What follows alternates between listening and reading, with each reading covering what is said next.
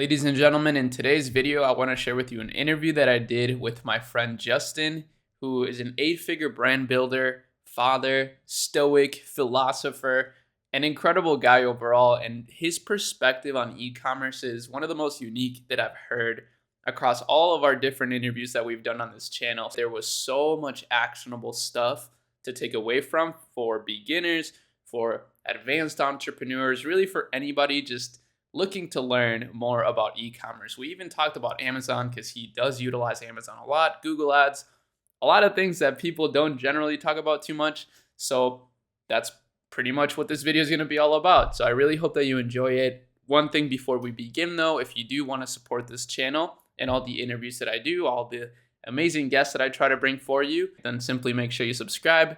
Use the Shopify link in the description to create your own Shopify store if you haven't started one yet. And also consider joining the Akemi Lab Mastermind. Justin is a part of it. If you're a part of it, you've probably seen him in there. He's even joined some of the calls. So again, the Akemi Lab Mastermind is really an incubator more than anything. So consider joining. The link will be in the description. And without further ado, here's the interview with Justin. Okay, well, we'll just get right into it then, if you don't mind. So, I mean, I already Sure. started recording. Usually the way these interviews and conversations go is pretty chill, just like what we would basically normally talk about, and that's how I like to keep it, just so that it's like really comfortable and authentic. But I would love to start out. I mean, for those that are watching that don't know, your name is Justin, and Justin is an 8-figure e-commerce entrepreneur, who honestly I never really heard of before. I think Dan actually connected us, Dan De Silva, which is kind of Yeah, interesting. But I would love to know more about like your actual entrepreneurial journey. Like, how did you go from, or where did you even begin? sure. So originally, I was one of those Amazon guys. I'm sure you've seen them, you know. Mm-hmm. And I was drop shipping on Amazon. I started with poster prints because it was the one thing that you didn't have to keep inventory of. So I knew that by selling it on Amazon, I wouldn't have to worry about my account getting suspended. So Mm. what I did is I hired a data entry team and they would go to allposters.com and they would load like hundreds of thousands of listings onto Amazon, and we'd mark them up like, a percentage. We had a Mm-hmm. formula. I think it was like 1.6 times or something like that. And then we would run a drip pay-per-click campaign using auto ads with like 12-cent bids on Amazon. And that worked really well. It kind of got my feet wet in e-commerce while I was running a Google Ads agency for local businesses at Mm. the time. Yeah. Crazy. And kind of from there, it just expanded from running ads for clients to, wanting to do it for myself and got into Shopify and doing private label on Amazon and Shopify. I think like the first brand I did was actually a makeup sponge brand. Really? A makeup sponge? Yeah, I was trying to compete with Beauty Blender, even though they were much bigger than me and still. That's pretty cool. That's like a pretty low average order value product. Like, would you do something like that now? I'm just curious. Like, what do you think about low average order value products now? On Amazon, they work really well. Oh. Um, Outside Amazon, you're gonna really have to get your average order value up, either by selling it in bundles or with other complementing products.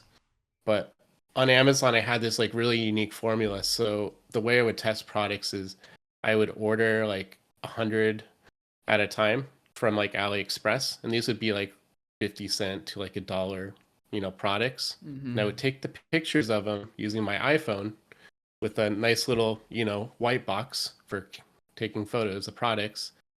And then I would just create my product listing and run some ads on Amazon. And if I could get it profitable, then I would assess which ones had the highest ROI, and those would be the ones I would private label. And so like I did everything from like back scrubbers. I was like really on this like sponge binge for a while because sponges are so cheap.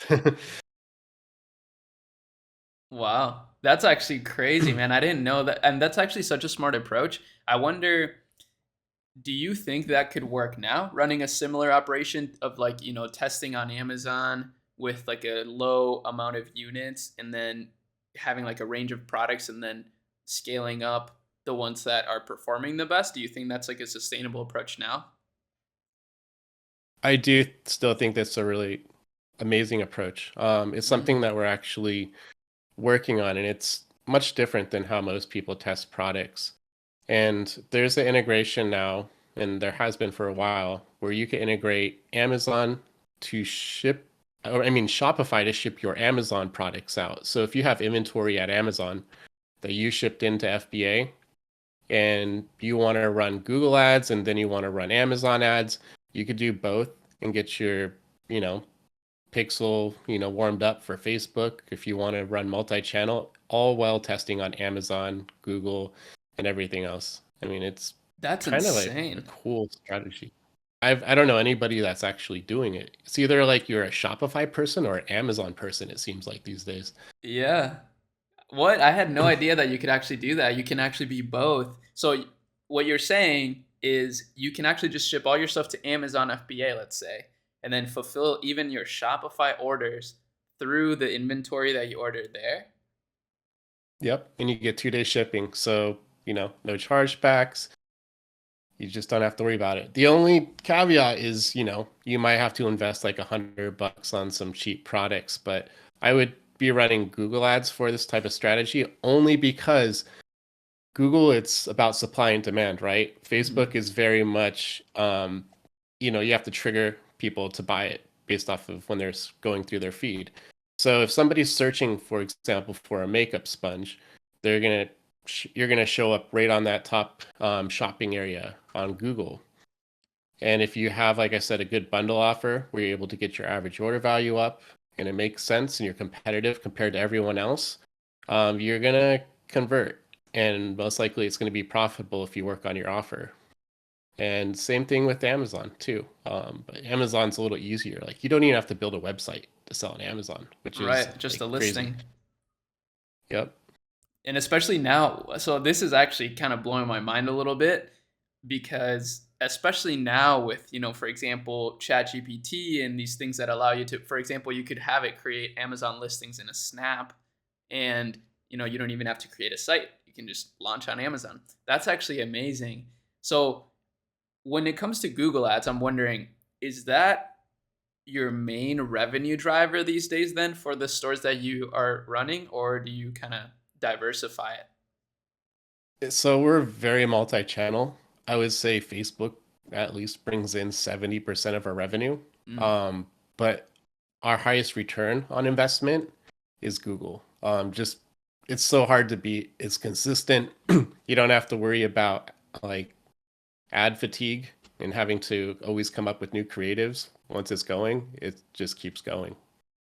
that's so cool. Yeah, I've at my agency, that's basically what we do too. Is like we like to keep Facebook or Meta rather as the main revenue driver, but then utilizing Google as a way to just like get the blended return on ad spend really high, or at least higher, since Google tends to be a higher return on ad spend platform, like you said. So that's super cool that you're doing the same thing, but at your own brands. That's actually so cool. So what are you up to these days then? Are you still just building your brands? Um, how many brands do you build Yeah. at a time? So like we're pretty well focused on like 2 brands currently, Mhm. which, they do pretty good numbers. I mean, I'm not gonna lie.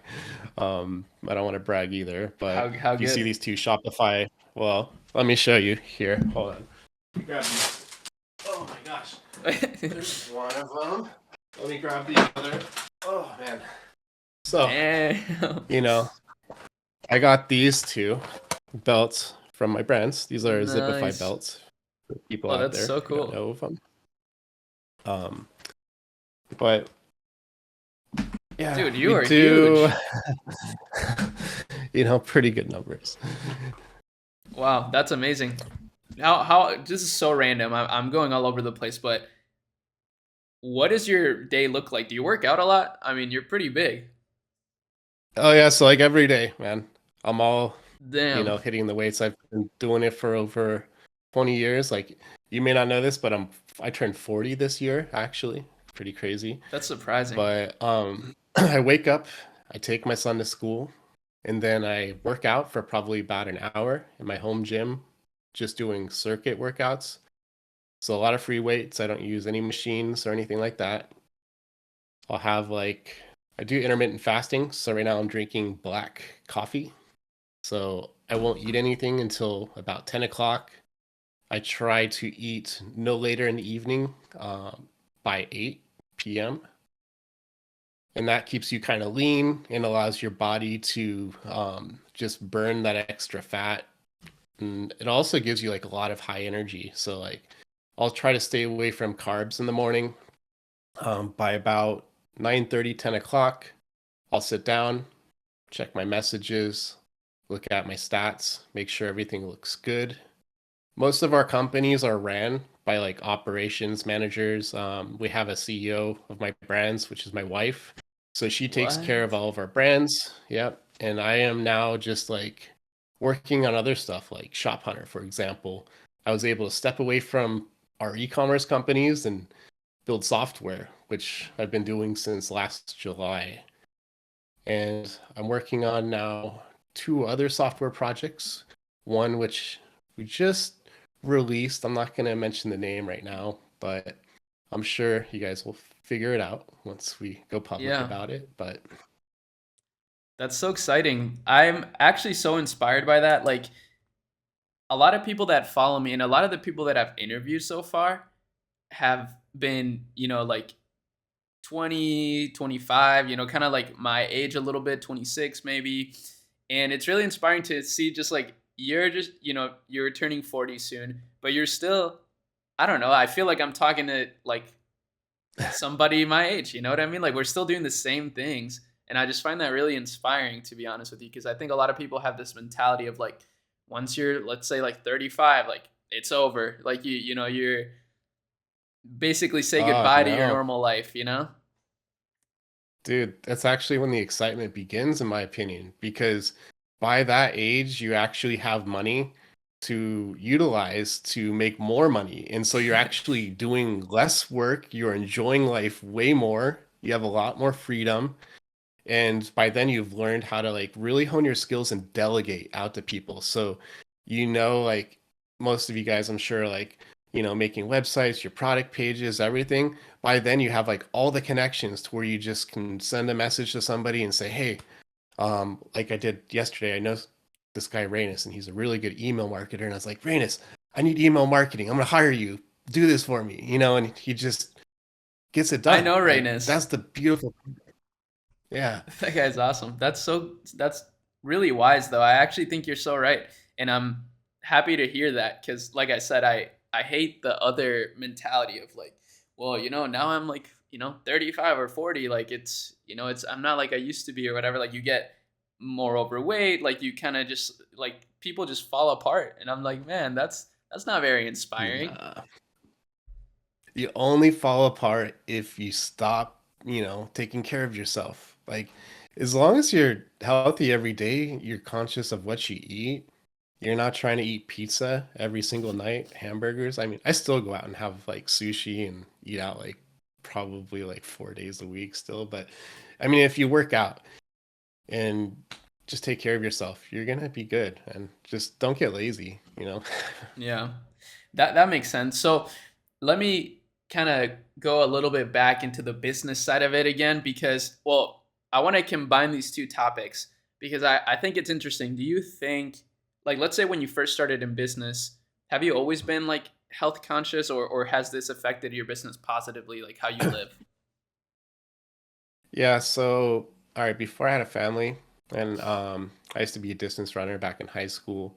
And then once I stopped running, I just always like worked out every day. And I also would listen to like an audiobook. So like I had this like really crazy routine when I was single. So I'd like literally wake up every morning, 6 o'clock. I would go work out.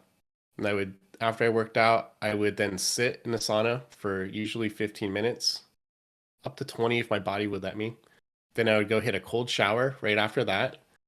And then on my way back from the gym, which was just a walk from my condo, I would grab a coffee, and go sit along this river, and I would listen to audiobooks for like mental growth. They're called self-help books, but I don't like the name of that really too much. But I would like study Stoicism pretty Mm. much, and like philosophy.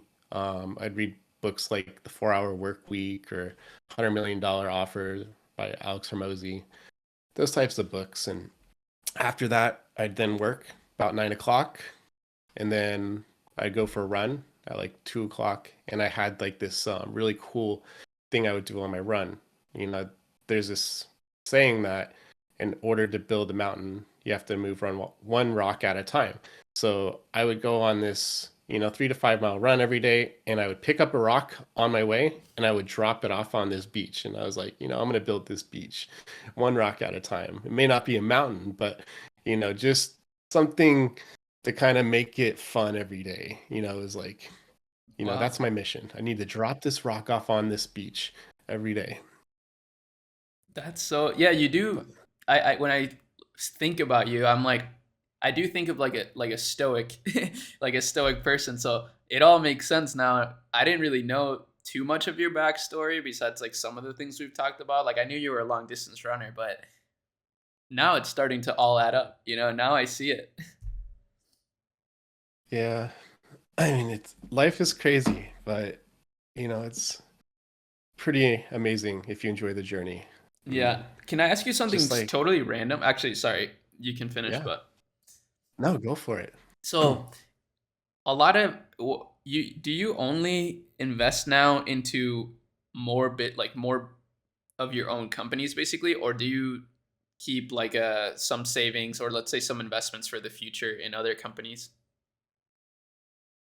All right, so like, I definitely have some liquidity because you always have to, you know, wait for good opportunities to come in the market. For example, like one of the things we're waiting on right now is the real estate market to crash, which I'm sure everybody's like watching it.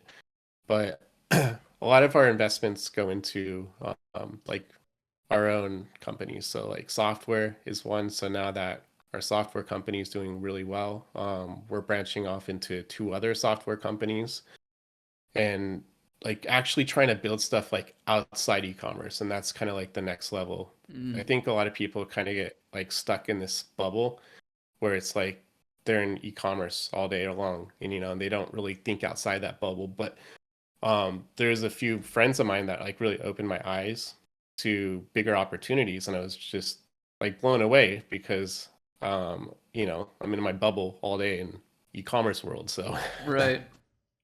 That's so interesting. I feel you on that because that's part of the you've been in the Akemi Lab community now for a little bit, so you kind of see a little bit of the vibe. But I thought about that too, and the reason I wanted to build it, I wanted to build it more as an incubator rather than like an e-commerce like course, let's say, or like an e-commerce mentorship. I want it to be like a business incubator where like everybody's learning from these different business models, like from software to AI related stuff to let's say agencies.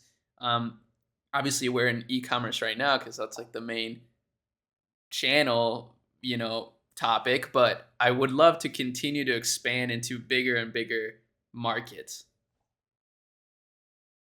yeah, there's so much opportunity out there. Like a lot of people don't even realize it. And the thing is, like a lot of people just chase shiny objects, but the one thing that I've learned through all of my years in entrepreneurship is just to double down on what's working and focus on building that one thing. Like if you're chasing too many things, you're going to wear yourself thin. But I learned just by focusing on like, two brands originally before I was able to hand those off. Um, it's just every time I'd start something else outside those two brands, the two brands would slowly start to go down in profit. And no matter how many times, I probably did it at least 5 or 6 times, and I just kept kicking myself like, why am I trying to build the next shiny object? You know what I mean? Mm-hmm. But once I doubled down, then I'd see my revenue going up. So it's like, I just got to focus on what's working and not lose track of the prize, basically. That's wise words. I love that. Can I ask you something now about? those belts that you have there, because that also Oh yeah, leads me to these guys. think, yeah, those belts, that's so cool. That's Zipify belts, right? From Ezra's software. Yep. That's so awesome. I just So want to like, know like a little bit about how you've used Zipify and like how impactful it has been in building the brand. all right, so Zipify has been amazing. Like originally we ran a lot of stuff on Shopify and we didn't really utilize post-purchase upsells to increase our average order value. Um, but we were forced to because we were trying to figure out how to make a jewelry offer profitable at one point. I don't know if you guys have ever seen those little bar necklaces that are engraved on four sides, but um, that's one product that we sold like $1 million of in the first 30 days of marketing it.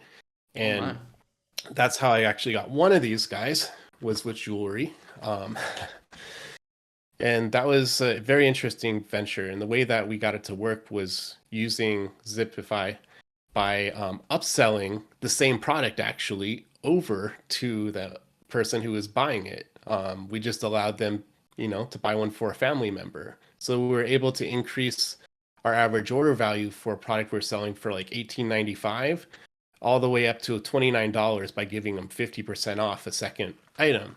And the beautiful part about it is that they don't have to enter their credit card again in order to accept the offer. And that's why it's so powerful because they're already in. It's just like those offers you see, like the free plus shipping offers. It's you could offer a really cheap product on the front end to break even and then just keep upselling them on the back end and you'll just make more and more profit if you have a really good offer.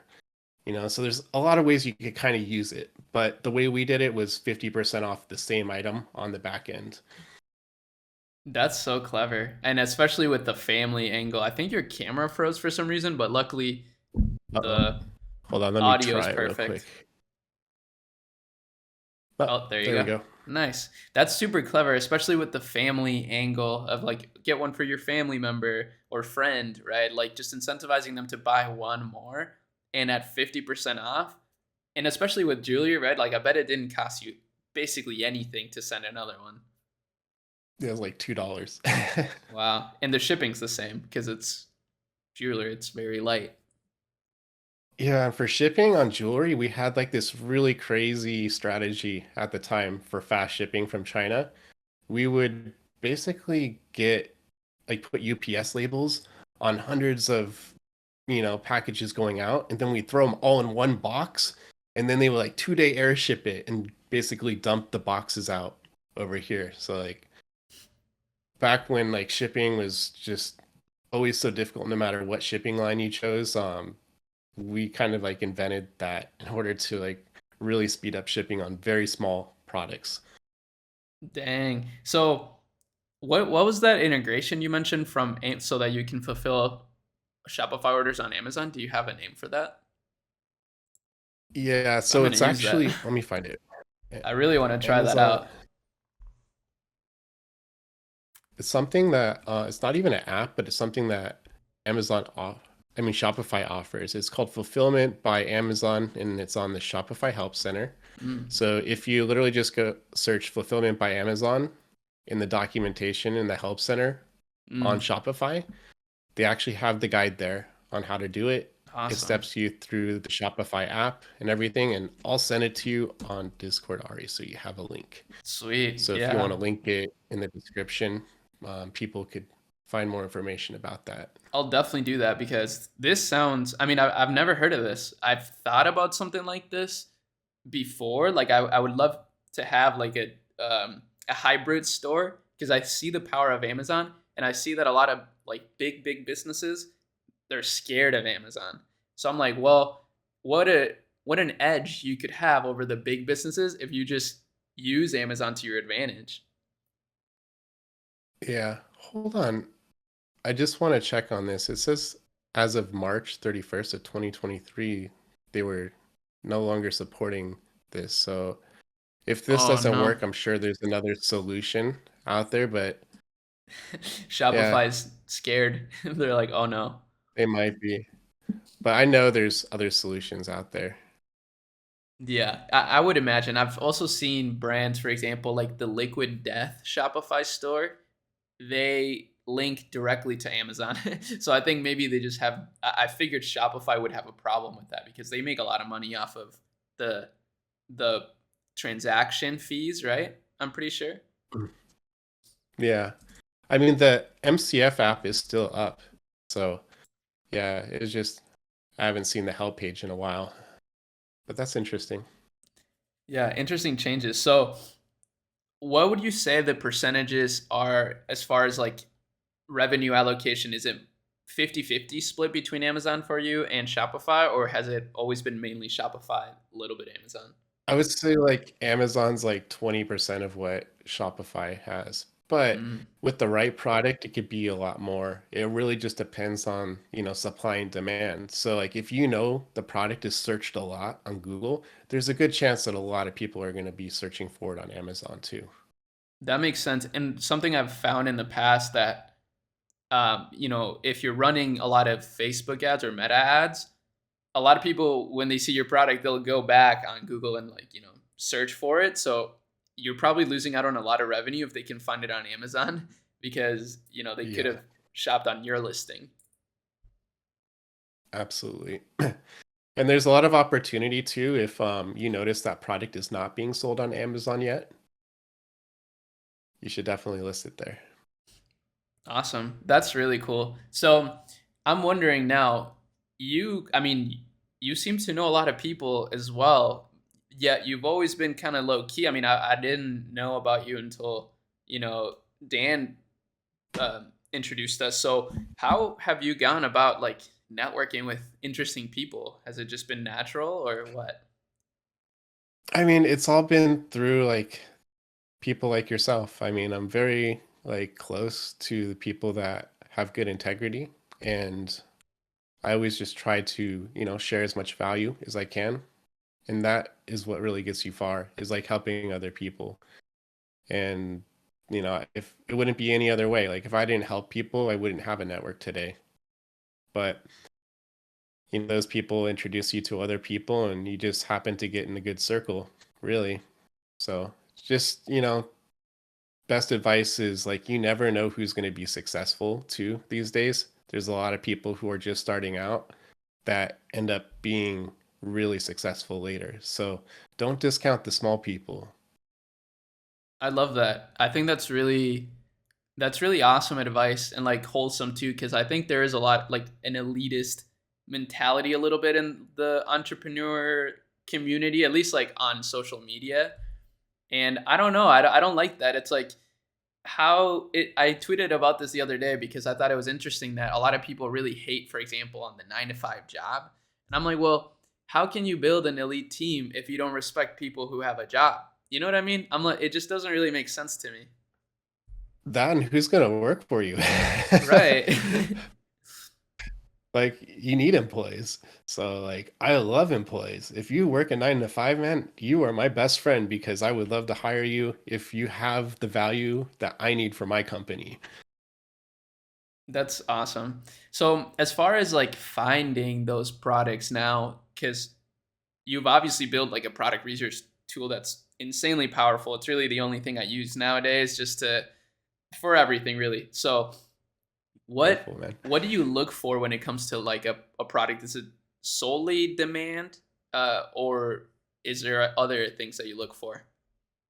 So for me, it's a lot different than most people just because I like to go where the competition is. To me, competition means opportunity, Mm. first off. A lot of people are afraid of competition, and I really don't think that you should be afraid of competition. It's a good sign if there's competition. But I also look at, is this a product that I'm going to be selling 5 years from now and that there's going to be a demand for? That's like the number one question I ask myself because I don't want to spend a lot of time and investment into a product that's just going to be a trend. As much as I know a lot of people that do make a lot of money there, it's just a different type of hustle, and I respect that. But my hustle is all about long-term brands with the idea of exiting those companies. Because consider this, if you do $1 million profit in one year, okay, you can multiply that by 3 or 4 times in addition to that $1 million you just made by selling your company.